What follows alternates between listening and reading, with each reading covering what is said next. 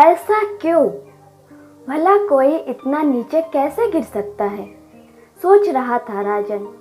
दिशा उसे सताने के लिए किस हद तक जा सकती है, ये आज उसने अपनी आंखों से देख लिया। दिशा और राजन के विवाह को अभी 2 वर्ष ही हुए थे, पर इन 2 वर्षों में ही उसे क्या कुछ नहीं देखना और सहना पड़ गया था। ये कोई राजन से पूछता, दिशा ने उसकी हंसती मुस्कुराती जिंदगी का जैसे रुख ही बदल दिया था। दिशा एक बहुत ही उग्र स्वभाव की वो आत्मकेंद्रित युवती थी। वो अपने आगे किसी को कुछ नहीं समझती थी। घमंड और स्वार्थ उसमें कूट कूट कर भरा था। विवाह होते ही सबसे पहले उसने राजन को अपने माता पिता व परिवार से अलग कर दिया।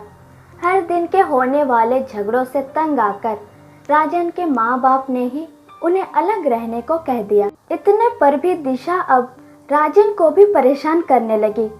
पता नहीं उसके दिमाग में क्या फितूर था कि वो राजन को एक कठपुतली बनाकर नचाना चाहती थी।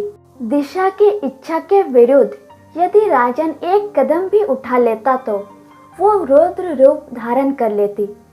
उसे लगता था कि राजन बस हर समय उसी के आगे पीछे घूमे, ना किसी और से बात करे, ना किसी और की तरफ देखे भी। दिशा शक्की स्वभाव की भी थी।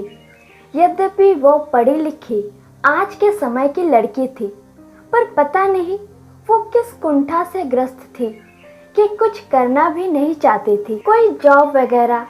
उसे बस अपनी सोच के बनाए दायरे में रहना ही पसंद था। अपने पति को अपनी मुट्ठी में बंद करके रखना चाहिए, ऐसा उसका मानना था। आज भी कुछ ऐसा ही हुआ। राजन अपने ऑफिस के सहकर्मी रुचि से फोन पर कुछ आवश्यक बात कर रहा था और दिशा ने सुन लिया और झगड़ने लगी। जब बात ज्यादा ही बढ़ गई तो राजन को भी क्रोध आ गया। बस फिर क्या था, दिशा ने खुद को ही चोट पहुंचाई और आंखों पर व होठ पर खुद को ही नाखूनों से खरोचकर घर से बाहर निकलकर बेतहाशा चिल्लाने लगी कि देखो देखो, मेरे पति ने मुझ पर हाथ उठाए। आसपास के घरों से लोग बाहर निकल आए और राजन को भला बुरा कहने लगे।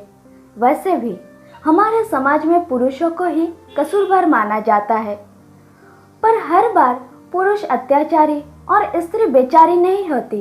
राजन की बात किसी ने नहीं सुनी, बल्कि उन्हीं पड़ोसियों में से किसी ने पुलिस को भी फोन कर दिया और दिशा ने भी रो रो कर राजन पर ही घरेलू हिंसा का केस दर्ज कर दिया। अब राजन यही सोचता रहता है कि दिशा इस हद तक नीचे कैसे गिर गई कि उसने पति पत्नी के रिश्ते के कोई मर्यादा नहीं रखी।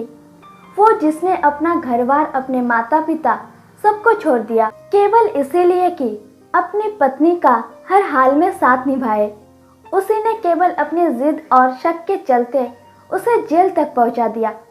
स्त्रियों के ऊपर जब जुल्म होता है तो उनका साथ देने के लिए कानून और समाज दोनों तैयार हो जाते हैं और सबकी सहानुभूति उनके साथ होती है। पर कभी पुरुष भी पीड़ित हो सकते हैं, ऐसा कोई मानने तो क्या, सोचने के लिए भी तैयार नहीं होता। ऐसा क्यों? आशा करती हूँ यह कहानी आपको पसंद आई होगी, तो वीडियो को लाइक करें, कमेंट करें, अपने दोस्तों के साथ शेयर करें और ऐसे ही नए नए कहानी सुनने के लिए चैनल को सब्सक्राइब करें। धन्यवाद।